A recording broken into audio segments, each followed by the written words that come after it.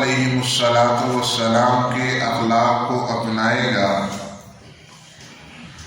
اللہ تعالیٰ ان کے گھروں میں، ان کے محلوں میں، ان کے دفتروں میں، ان کے کاروبار کی جگہوں میں، ان کی خلوتوں میں، ان کی جلوتوں میں اطمینان اور سکون کی لہر دوڑا دیں گے۔ آج ہر طرف نفسا نفسی کا عالم ہے، ہر بندہ سکون کا متلاشی ہے اور دوسرے کے سکون کو برباد کرنے پر تلا ہوا ہے۔ ابھی میں تھوڑی دیر پہلے ایک حدیث پڑھ رہا تھا، اللہ کے نبی نے فرمایا کہ وہ بندہ ہم میں سے نہیں ہے، وہ بندہ ہم میں سے نہیں ہے، یعنی اس کا تعلق ہمارے ساتھ نہیں ہے، جو کسی عورت کو اس کے شوہر کے خلاف بھڑکائے یا کسی غلام، نوکر، ملازم کو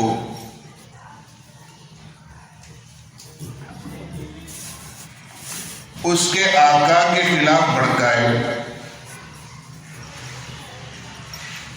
جب میں یہ حدیث پڑھ رہا تھا ساری الجھنیں ختم ہو رہی تھی کہ اللہ کے نبی کا یہ فرمان بالکل واضح ہے، اور آج اس ماحول پر یہ فٹ آ رہا ہے۔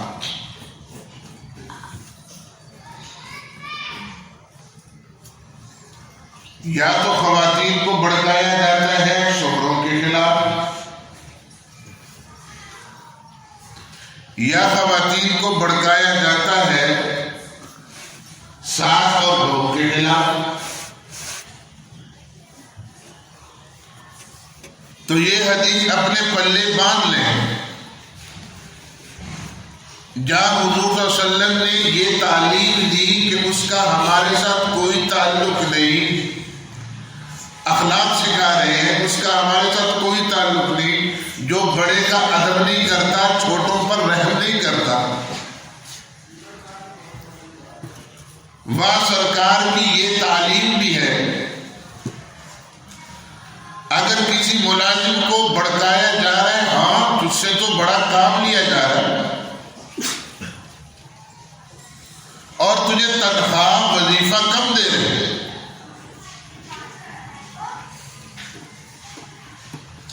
یا کسی استاد کو بھڑکایا جا رہا ہے، یا کسی استادی کو بھڑکایا جا رہا ہے، یا کسی طالبہ یا طالب علم کو بھڑکایا جا رہا ہے، یا کسی خاتون کو بھڑکایا جا رہا ہے، آپ پر تو بڑا ظلم ہے، آپ پر بڑا ظلم ہے، گھر کے سارے کام آپ کر رہے ہیں، جی حضوری آپ کر رہے ہیں، لیکن سب سے زیادہ ظلم بھی آپ پر ہو رہا ہے، سب سے زیادہ ظلم بھی آپ پر ہو رہا ہے۔ یا کسی ملازم کو کہا جا رہا ہے دیکھو دوسرے تو بڑے عیش کر رہے ہیں، یا کسی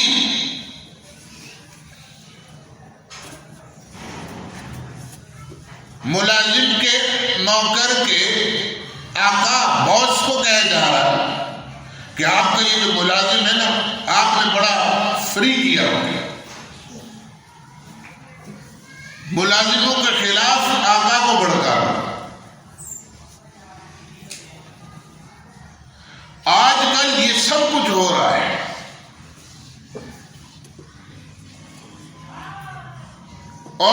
بندہ حضور سے جتنا دور رہے گا کیا وہ رحمت کے قریب رہے گا؟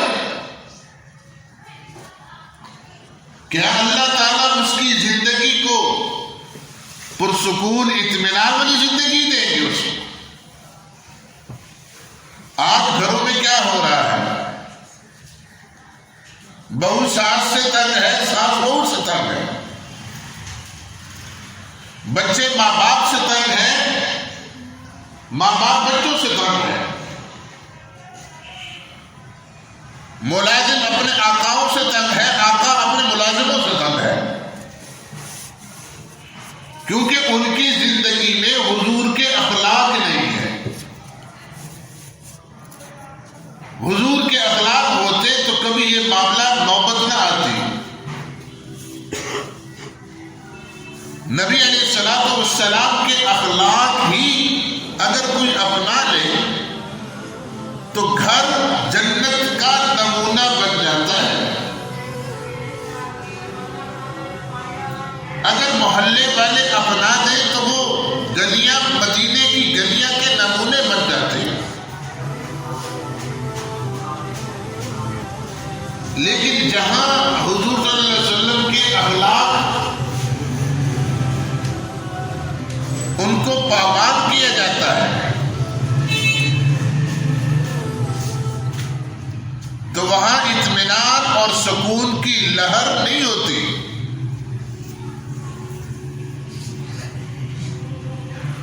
ہمارے اندر برداشت کا مادہ ختم۔ اگر کوئی ہمیں ایک سناتا ہے تو ہم 10 سناتے ہیں۔ حدیث میں آتا نبی علیہ الصلوۃ والسلام نے فرمایا کوئی بندہ حق پر ہو کر جھگڑے کو ختم کر رہا ہے، وہ سمجھ بھی رہا میں حق پر ہوں، حق پر ہو کر جھگڑے کو ختم کر کے جھگڑا رفع دفع ہو جائے۔ نبی علیہ الصلوۃ والسلام فرماتے ہیں جنت کے عین میں اللہ تعالیٰ اس کو گھر دے۔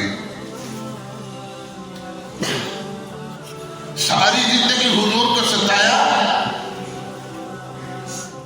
ساری زندگی، لیکن فتح مکہ کے وقت حضور نے اعلان کیا کیا کہ جو ان کے گھروں میں بنا لے گا وہ بھی معاف ہے، جو اپنے گھروں میں رہ گئے وہ بھی معاف، اور جنہوں نے ساری زندگی دشمنی کی فرمایا جو ان کے گھر میں بھی رہے گا وہ بھی معاف۔ حضرت وحشی رضی اللہ تعالی حضور کے پاس تشریف لائے، حالانکہ نبی علیہ الصلوۃ والسلام کے چچا حضرت حمزہ رضی اللہ تعالی عنہ کا انہوں نے پیٹ چیرا ہے، کلیجہ نکالا ہے، اس کو چبایا۔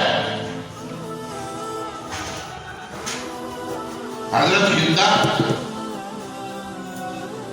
ان سب کو نبی علیہ الصلوۃ والسلام نے معاف کر دیا،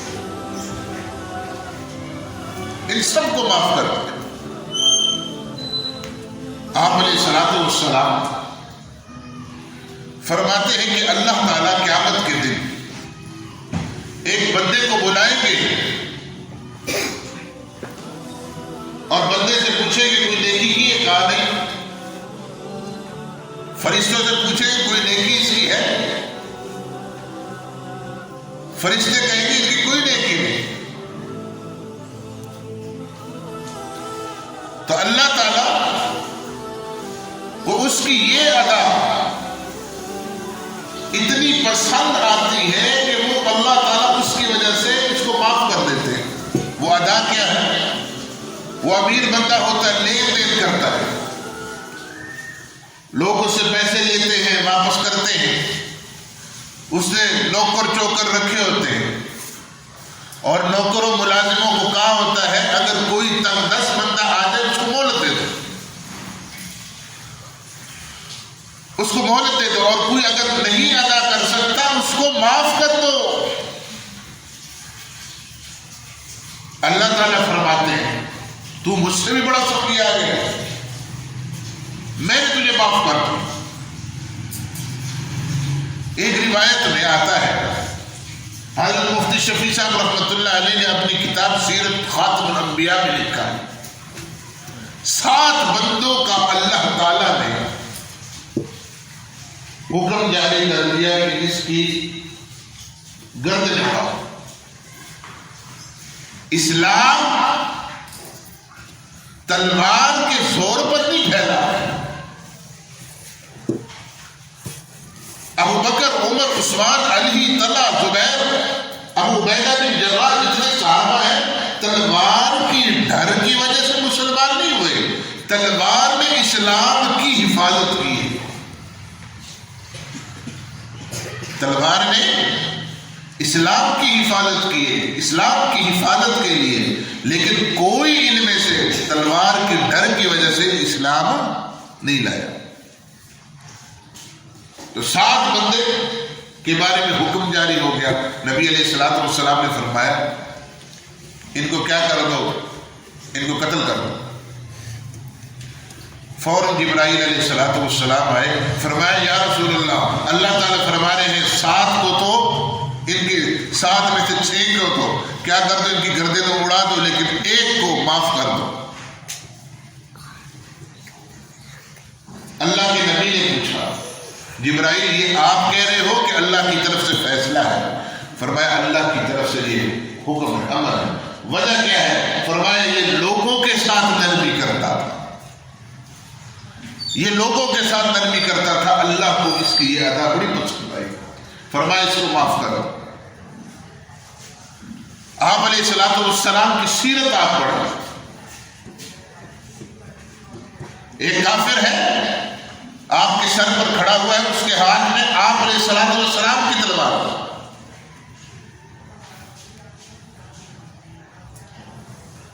آپ علیہ الصلوۃ والسلام کی آنکھ کھل گئی. اب وہ کہتے میں یمنعک منی، مجھ سے کون بچائے گا آپ کو؟ آپ علیہ الصلوۃ والسلام نے فرمایا اللہ. بس اللہ کہنا ہی تھا کہ اس کے ہاتھ سے تلوار دے دے. آپ علیہ الصلوۃ والسلام نے تلوار پکڑی، فرمایا میں یمنعک منی، اب مجھ سے تجھے کون بتائے گا؟ اب مجھ سے کون بچائے گا؟ فرمایا آپ تو رؤوف الرحیم ہے، آپ تو بڑی مہربان ہے، شفیق ہے. حضور نے فرمایا کلمہ پڑھو گے؟ فرمایا نہیں. فرمایا جاؤ. حالانکہ قتل کے ارادے سے آیا ہے، قتل کرنا بھی حق بھی بنتا ہے، لیکن اس کے باوجود حضور نے معاف کر دیا. معافی سے شان بڑھتی ہے، نرمی جہاں ہوتی ہے وہاں اللہ تعالیٰ ایک خاص برکت اللہ عطا فرماتا ہے. تو آپ علیہ الصلوۃ والسلام کے اخلاق ہم اپنائیں گے تو ہم دنیا میں بھی کامیاب اور آخرت میں مزے کریں گے. آج ہم آپ علیہ الصلوۃ والسلام کے اخلاق سے دور ہیں. نبی علیہ الصلوۃ والسلام نے کے سامنے ایک خاتون کا ذکر ہوا. فرمایا یا رسول اللہ صلی اللہ تعالی علیہ وسلم، یہ خاتون بخاری کی روایت ہے، یہ خاتون بڑی نیک ہے، تہجد گزار ہے. یہ خاتون بڑی نیک ہے، تہجد گزار ہے، ہاتھ میں بڑی لمبی تسبیح پکڑی ہوتی ہے، اللہ اللہ کرتی ہے، کبھی اس کا زبان اللہ اللہ کرنے سے نہیں رکی. ہمیشہ اس کی زبان پہ اللہ اللہ اللہ اللہ. روزے بھی رکھ رہی ہے، صدقہ بھی دے رہی ہے، خیرات بھی کر رہی ہے، رفائی کام بھی کر رہی ہے، بڑا کچھ کر رہی ہے. لیکن ایک معاملہ یہ ہے کہ اس کے پڑوسی، اس کے رشتہ داروں اس کی زبان سے بڑے تنگ ہیں. یا رسول اللہ بڑی نیک ہے، تہجد گزار ہے، عبادت گزار ہے، اور جو ہے روزے کی پابند ہے، جمعرات اور پیر کا وہ روزہ رکھتی ہے، ہمیشہ ہاتھ میں تسبیح پکڑی ہوتی ہے. یا رسول اللہ اللہ اللہ بڑی کرتی ہے، آپ پر بڑا درود بھیجتی ہے، لیکن ایک معاملہ ہے، اس کے پڑوسی اس کی زبان کی وجہ سے تنگ ہے۔ المسلم من سلم المسلمون من لسانہ، حضور فرماتے کامل مسلمان وہ ہے جس کی زبان سے دوسرا مسلمان محفوظ ہو، مسلمان کہلانے کا لائق وہ ہے۔ یہ جو زبان ہے اللہ کی بہت بڑی نعمت ہے۔ یہ اللہ نے زبان کس لیے دی ہے؟ ذکر اللہ کے لیے دی ہے، درود شریف پڑھنے کے لیے دی ہے، اچھی اچھی باتیں کرنے کے لیے دی ہے۔ حضور فرماتے ہیں دو بندے کیا لڑے ہوئے ہیں آپس میں، آپ نے ان کے درمیان میں صلح کرا دی، اگر تھوڑی موٹی جھوٹ بھی بولی صلح کرا دی، اللہ کو یہ چیز بڑی پسند ہے۔ یہ زبان کس لیے دی ہے؟ یہ زبان گانوں کے لیے نہیں دی، لوگوں کو لڑانے کے لیے نہیں دی، لوگوں کی غیبت کرنے کے لیے نہیں دی، ہاں لوگوں کی غیبت کرنے کے لیے، چغلیوں کے لیے نہیں دی۔ جہاں خواتین بیٹھتے چغلیاں شروع ہو جاتی ہیں، غیبتیں شروع ہو جاتی ہیں، جہاں طالب علم بیٹھتے غیبتیں شروع ہو جاتی ہیں۔ اللہ نے یہ زبان اس لیے نہیں دی۔ حضور صلی اللہ علیہ وسلم فرماتے ہیں نیک ہے، تہجد گزار ہے، روزے کی پابند ہے، فرماتے ہیں کہ یہ جو عورت ہے یہ جہنمی ہے، یہ عورت جہنمی ہے۔ ایک اور عورت کا ذکر ہوا، فرمایا یا رسول اللہ یہ صرف کیا کرتی ہے؟ صرف فرائض کا اہتمام کرتی ہے، یہ صرف فرائض کا اہتمام کرتی ہے، لمبے چوڑے سجدے وغیرہ نہیں کرتی، یہ صدقہ خیرات زیادہ نہیں کرتی، بس فرائض کا زکوٰۃ دیتی ہے، بس کافی ہے، فرائض پڑھ لی ہے، سنتیں پڑھ بس کافی ہے، تہجد مہجد اس طرح نہیں کرتی، لیکن اس سے گھر والے بڑے خوش ہیں، اس سے گھر والے بڑے خوش ہیں، اس سے رشتہ دار بڑے خوش ہیں، اس سے محلے والے بڑے خوش ہیں، اس کی زبان سے کسی کو تکلیف نہیں پہنچتی، اس کی زبان سے کسی کو تکلیف نہیں پہنچتی۔ المسلم من سلم المسلمون من لسانہ و یدہ، کامل مسلمان وہ ہے جس کے ہاتھ سے اور جس کے جو ہے زبان سے کسی مسلمان کو تکلیف نہ پہنچے۔